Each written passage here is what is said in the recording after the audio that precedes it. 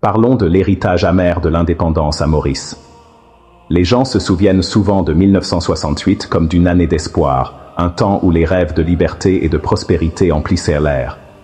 Mais, plus de 5 décennies plus tard, je ne peux m'empêcher de poser la question. Ces rêves se sont-ils vraiment réalisés pour les Mauriciens ordinaires?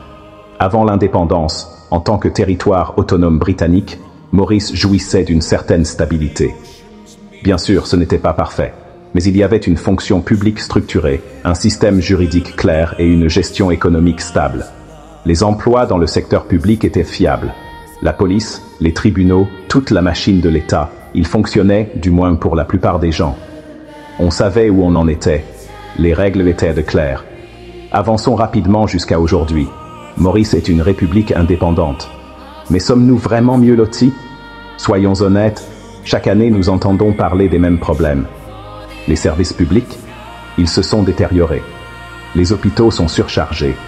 Les écoles sont sous-financées. Les infrastructures de base peinent à suivre le rythme des besoins d'une population croissante. Et ne parlons même pas de la corruption. À l'époque, un emploi dans le secteur public signifiait la stabilité. Maintenant, cela peut signifier des relations. Le népotisme et le favoritisme se sont immiscés dans le système. La corruption n'est pas seulement un mot que l'on entend aux nouvelles. C'est quelque chose que je vois, ou que vous voyez peut-être, en essayant de faire des démarches administratives ou en luttant pour une opportunité équitable. Le chômage est une autre promesse non tenue. L'indépendance était censée apporter la prospérité et des emplois pour tous. Au lieu de cela, tant de jeunes quittent le pays ou ont du mal à trouver un travail décent chez eux. Le rêve d'une vie meilleure semble de plus en plus lointain d'année en année. Demandez à quiconque se souvient de la vie avant l'indépendance, et vous entendrez peut-être la même chose. Le pays semblait plus sûr, mieux organisé, plus juste. Maintenant, l'écart entre les promesses des politiciens et la réalité des gens ne fait que s'élargir. Alors, qu'est-ce qui a mal tourné? Peut-être sont-ce les inévitables douleurs de croissance d'une jeune nation. Peut-être que les dirigeants qui ont pris les rênes n'étaient pas à la hauteur.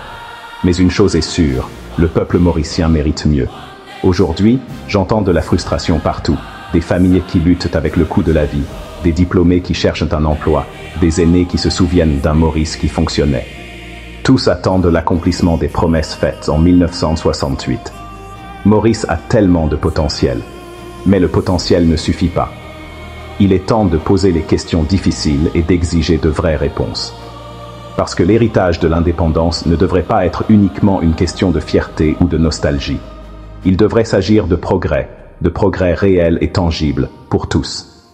Alors, en regardant en arrière, il est peut-être temps de regarder aussi vers l'avenir pour exiger le pays qui nous a été promis.